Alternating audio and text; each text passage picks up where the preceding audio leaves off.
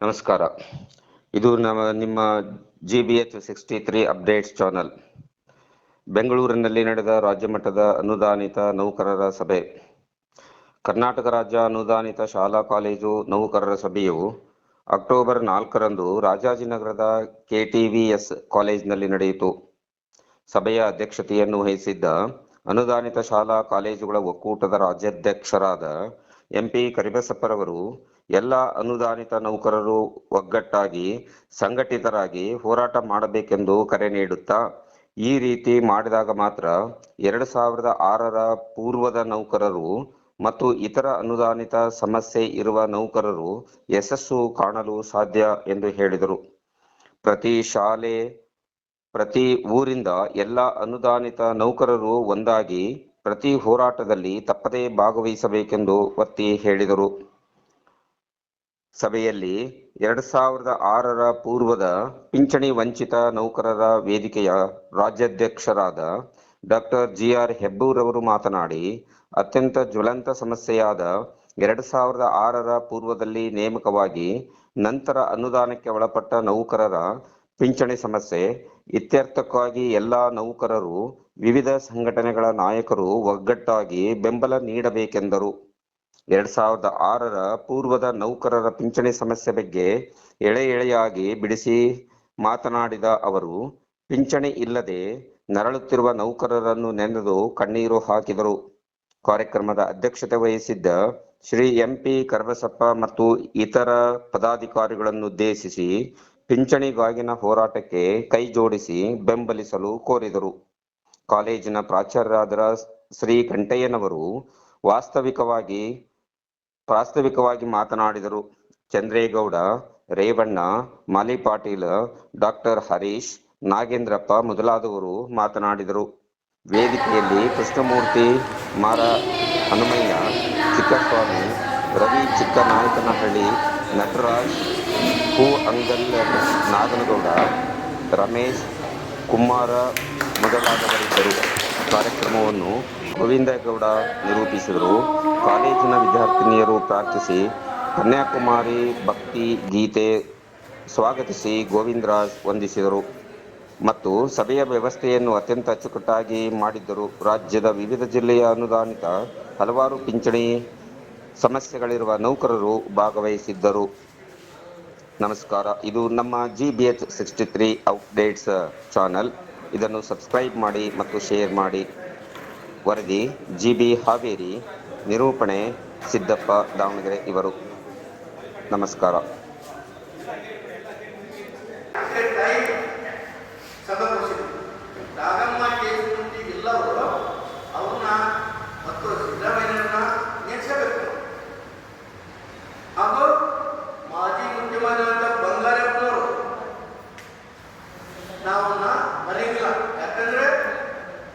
ಶಾಲೆನ ಕೊಟ್ಟರು, ಅವರು ಇನ್ಸ್ಪೆಕ್ಷನ್ ಮಾಡಿ ಸಂಬಳ ಕೊಡಿದ್ದಾರೆ. 3 ವರ್ಷ ನಿಲ್ಲಿಸಿದ್ರು ಸರ್ಕಾರದವರು. ವೀರಪ್ಪ ಮೊಯ್ಲಿಯವರು ಇಮಿಡಿಯೇಟ್ ಕೊಡ್ತಾರೆ.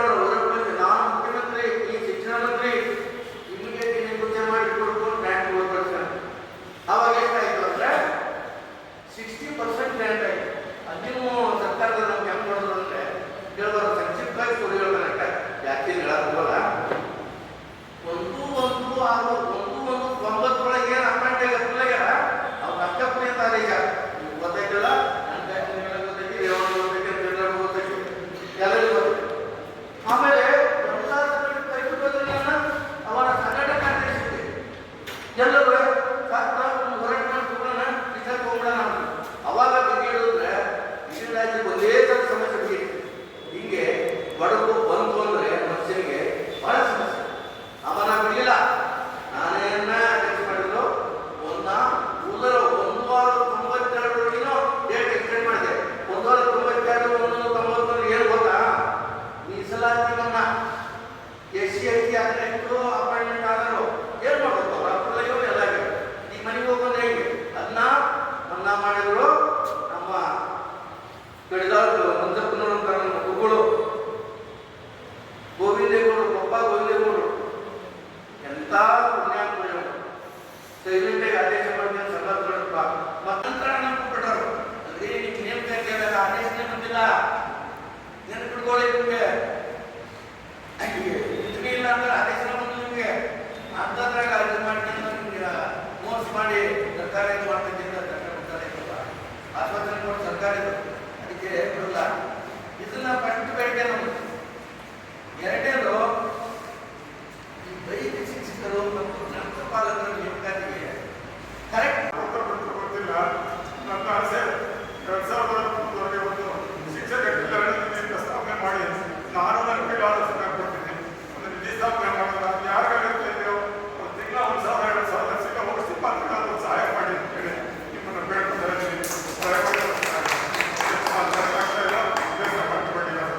ನಾನು ನನ್ನ ಕೈಯಿಂದ ಏನು ಕೊಡಬೇಕು ಆ ಸಂಘಟನೆಗೆ ನಾನೇ ಪ್ರಾರಂಭವನ್ನು ಹಣ ಕೊಡ್ತೀನಿ. ನಾನು ದಯಮಾಡಿ ಅದನ್ನು ಮಾಡಿ ನಿರ್ಗತಿಕರ ಶಿಕ್ಷಕರಿದ್ದಾರೆ ಅವ್ರನ್ನ ಸಹಾಯ ಮಾಡಿ ಎಲ್ಲರೂ ನನ್ನ ಹತ್ರ ಇಲ್ಲ ಕೆಲಸ ಇಲ್ಲ ಅಂತ ನಾನು ಈಗ ಹೇಳ್ಕೊಂಡಿದ್ದೀನಿ. ಅವಶ್ಯಕತೆ ಈ ಒಂದು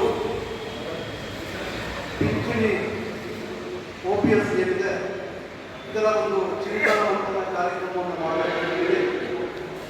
ಸ್ನೇಹಿತರಾದಂಥ ಕಲ್ಪಸಪ್ಪನವರು ನಮಗೆ ಫೋನ್ ಮೂಲಕ ಸಂಘಟನೆಯನ್ನು ಮಾಡಬೇಕು. ನಾವೆಲ್ಲರೂ ಎಚ್ಚೆತ್ತುಕೊಳ್ಬೇಕು. ನಾವು ಎಚ್ಚೆತ್ತುಕೊಳ್ಳದೆ ಇಟ್ಟರೆ ನಮ್ಮ ಸ್ಥಿತಿ ಅಧೋಗತಿ ಆಗುತ್ತೆ ಅಂತಕ್ಕಂಥ ಒಂದು ಮನೋಸ್ಥಿತಿ ನಮ್ಮೆಲ್ಲರಲ್ಲಿ ಬಂದಿದೆ. ಆ ಒಂದು ಕಷ್ಟ ಸಂದರ್ಭದಲ್ಲಿ ಈ ನ್ಯಾಯಾಲಯಕ್ಕೆ ಮೊರೆ ಹೋಗಿ ಅನೇಕ ನಮ್ಮ ಸಚಿವರುಗಳನ್ನು ಒಳಗೊಂಡಂತೆ ಅವರ ಕೈಕಾಲನ್ನು ತೆಗೆದು ಕಷ್ಟಕಾಲದಲ್ಲಿ ಅವರ ನೆರವನ್ನು ಪಡೆದು ಅಷ್ಟೊತ್ತಿಗೆ ನಮ್ಮೆಲ್ಲರ ನೆಚ್ಚಿನ ನಾಯಕರಾಗಿರ್ತಕ್ಕಂಥ ಇಂದಿನ ವಿಧಾನ ಪರಿಷತ್ತಿನ ಸಭಾಪತಿಗಳಾಗಿರ್ತಕ್ಕಂಥ ಸನ್ಮಾನ್ಯ ಬಸವರಾಜ ಹೊರಟ್ಟಿಯವರು ಒಂದು ನಮ್ಮ ಶಿಕ್ಷಣ ಸಚಿವರಾಗಿದ್ದಕ್ಕೆ ನಾವೆಲ್ಲರೂ ಕೂಡ ಬಚಾವಾಗಿ ಆ ಒಂದು ರಿಟ್ರೆಂಚ್ ಅಂತಕ್ಕಂಥ ಪದವನ್ನು ತೆಗೆಸಿಬಿಟ್ಟು ನಮ್ಮೆಲ್ಲರೂ ಕೂಡ ಸೇವೆಯಲ್ಲಿ ಜೀವದಾನವನ್ನು ಮಾಡಲಿಕ್ಕೆ ಅವರು ಕೂಡ ಸಹಕಾರ ಮಾಡುತ್ತಿದೆ. ಅವರನ್ನು ಕೂಡ ಈ ಸಂದರ್ಭದಲ್ಲಿ ನಾವು ನೆನೆಯಬೇಕು. ನೆನೆಸಿಕೊಂಡಾಗಿದ್ದರೆ ನಾವೆಲ್ಲರೂ ಕೂಡ ವಂಚಿತರಾಗ್ತೀವಿ. ಅವರು ಮನಸ್ಸು ಮಾಡಿದ್ರೆ ಇಷ್ಟೊತ್ತಿಗಾಗಲೇ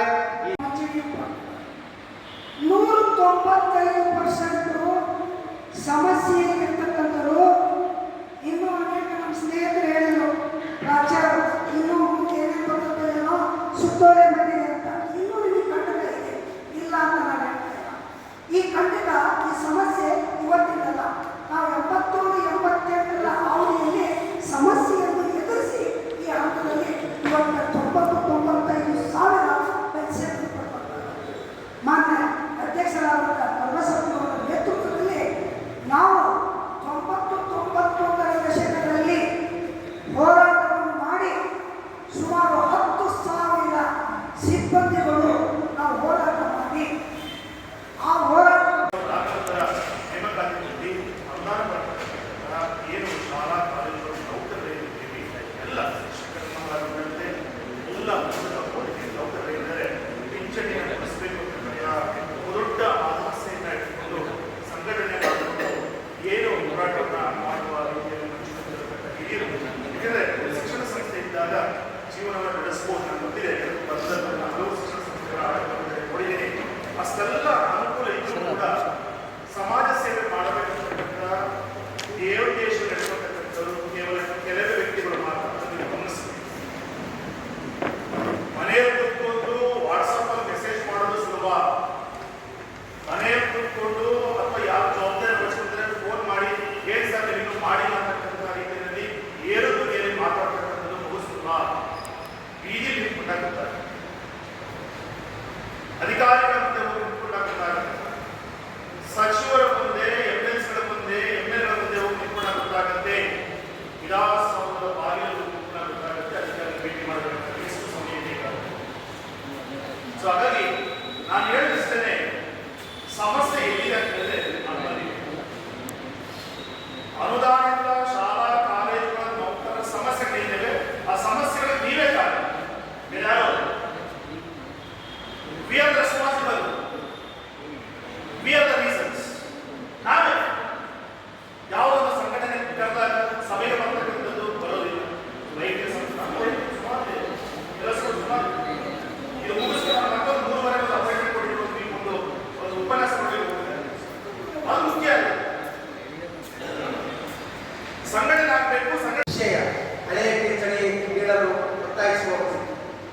ದಿನಾಂಕ 1/4/2006 ಹಿಂದೆ ನೇಮಕವಾಗಿ ನಂತರ ಅನುದಾನಗೊಳಪಟ್ಟವರಿಗೆ ಅನುದಾನ ರಹಿತ ಸೇವೆ ಪರಿಗಣಿಸಿ ಹಳೆಯ ಪಿಂಚಣಿ ನೀಡುವುದು ಸರ್ಕಾರದ ಆದ್ಯ ಕರ್ತವ್ಯವಾಗಿದೆ. ಈ ಬಗ್ಗೆ ಸರ್ಕಾರ ಸನ್ಮಾನ್ಯ ಶ್ರೀ ಬಸವರಾಜ ಹೊರಟ್ಟಿ ಅವರ ಅಧ್ಯಕ್ಷತೆಯಲ್ಲಿ 2 ಬಾರಿ ವರದಿ ಸಲ್ಲಿಸಿದರೂ ಇಲ್ಲಿಯವರೆಗೆ ಕಾರ್ಯರೂಪಕ್ಕೆ ಬಾರದೇ ಇರುವುದರಿಂದ ಈಗಾಗಲೇ ನಿವೃತ್ತಿಯಾದವರ ಜೀವನ ಅತಂತ್ರವಾಗಿರುತ್ತದೆ. ಮಾನ್ಯ ಸರ್ವೋಚ್ಚ ನ್ಯಾಯಾಲಯವು ಈ ಬಗ್ಗೆ ಆದೇಶ ಮಾಡಿದರೂ ಮೇಲ್ಮನವಿ ಸಲ್ಲಿಸುತ್ತಾ ಉದಾಸೀನ ಮಾಡುತ್ತಿರುವುದು ಸಿಬ್ಬಂದಿಯವರಿಗೆ ತುಂಬಾ ತೊಂದರೆಯಾಗಿದೆ. ಸುಮಾರು 13,000 ಸರ್ಕಾರಿ ನೌಕರರಿಗೆ ಹಳೆ ಪಿಂಚಣಿ ನೀಡುವ ಬಗ್ಗೆ ಆದೇಶ ಮಾಡಿದ್ದು, ಅನುದಾನಿತ ನೌಕರರಿಗೂ ಹಳೆ ಪಿಂಚಣಿ ನೀಡುವ ಬಗ್ಗೆ ಆದೇಶ ಮಾಡುವುದು ನ್ಯಾಯಸಮ್ಮತವಾಗಿರುತ್ತದೆ. ದಿನಾಂಕ 1/4/2006 ನಂತರ ಸರ್ಕಾರಿ ಹಾಗೂ ಅನುದಾನಿತ ನೌಕರರಿಗೆ ಹಳೆ ಪಿಂಚಣಿ ನೀಡುವ ಬಗ್ಗೆ 3ನೇ ಬಾರಿ ಸಮಿತಿ ರಚಿಸುವುದು ವಿಳಂಬ ನೀತಿಗೆ ಅವಕಾಶ ಮಾಡಿಕೊಟ್ಟಂತಾಗುತ್ತದೆ.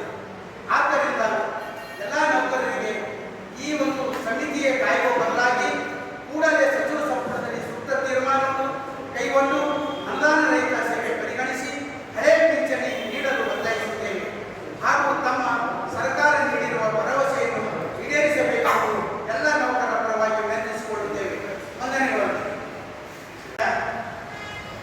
ಮಾತಾಡಿದ್ರು. ಅವ್ರ ಮಾತು ನನಗೆ ಬಹಳಷ್ಟು ಇಷ್ಟವಾಯಿತು. ಯಾಕಂದ್ರೆ ಎನ್ನ ಕಾಲೇ ಕಂಬ ದೇಹವೇ ದೇಗುಲ ಸಿರವೇ ಒಣ ಕಳಸವಯ್ಯ ಅಂತಕ್ಕಂಥ ರೂಪದಲ್ಲಿ ಅವರ ನಾಲ್ನುಡಿಗಳನ್ನ ಮುಗಿಸಿದ್ರು.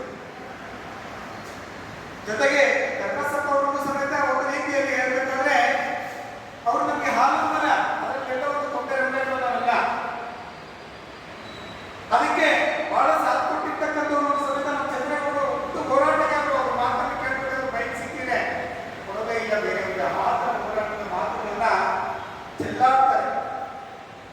ಆದ್ರೆ ಇದು ಕಾರ್ಯರೂಪಕ್ಕೆ ಬರ್ತಾ ಇರುವಂತ ಎಲ್ಲೋ ಒಂದು ಕಡೆ ನೋವನ್ನು ಕಂಡುಕೊಂಡು ಯತ್ನೂರ್ ಸರ್ ಅವರು ಭಾವುಕರಾದ ಸಂದರ್ಭ. ಯಾಕೆ ಭಾವುಕರಾದವರು ನಮಗೆ